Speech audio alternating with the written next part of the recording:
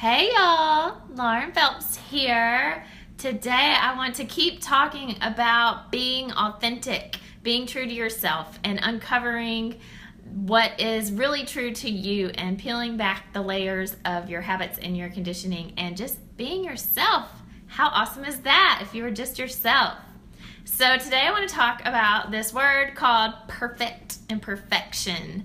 So I have been dealing with this topic for a while as an overachiever, only child, go-getter type of person. I think that everything's supposed to be perfect all the time. And when things aren't perfect, I can get a little bit bent out of shape. So if you have ever felt that way, like things aren't going the way you want and you get bent out of shape, say hi, write an emoji, leave a comment. I think this is something that most humans deal with. And then now that we are all on Facebook all the time, social media all the time, we feel like everyone else has a perfect life and our life is not perfect. And so I just want to tell you that nobody is perfect. Perfect does not exist. And all of this social media stuff that we do is a highlight. It's a photo album. It's a, look, these were the best things of my day. It's not a whole picture. So first, stop looking at it as if it's a whole picture, because it's not. And the only person that matters is you. And so if you feel like you have a certain standard in your life and you want to live up to it, then that's great. That's good. You want to have standards. You want to live up to them. But it doesn't have to be perfect. It's all in the journey of finding what is true to you and what can you do personally today to help move you toward a goal, for example. So I know for me, last summer before I was starting on this personal development year, I felt like what was normal is that if I set a goal, I should reach the goal. If I set a goal, like in 4 weeks, this should happen. At the end of 4 weeks, like that should happen. Like that's how it's supposed to go.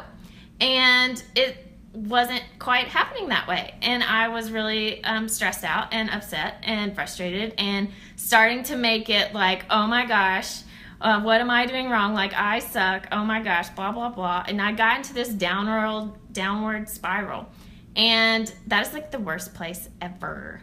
So now what I do is try to avoid going in downward spirals. It's very you have to be purposeful to do this. But one of the things that really helps me is to just take a second and say, what is it that I really want here? What am I really after? And what can I do right now to move toward that? Because our happiness isn't in everything turning out perfect. It's in our progress toward a goal. So if you got to the end of 4 weeks and you're like, wow, like I made 80% of my way to the goal, like I should celebrate that.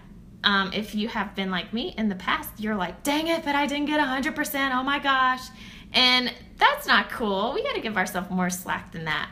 So if you are making progress, that is a reason to celebrate and a reason to be happy. And so I want to give you a resource. I started using this in January, and I just got my second one in the mail because I already am almost out of pages. So it's called the 5-Minute Journal.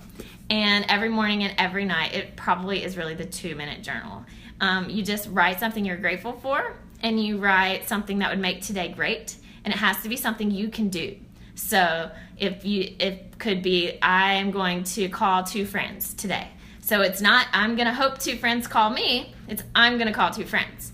And that would make today great. And so it's making progress toward your goals. And then it also leaves some room to celebrate what did happen today and to write some nice things about yourself. So I hope that helps you. And I will provide a link for this because it's really helpful. I would love to know if you try it. Does anybody else use the 5-minute journal? Question? Okay.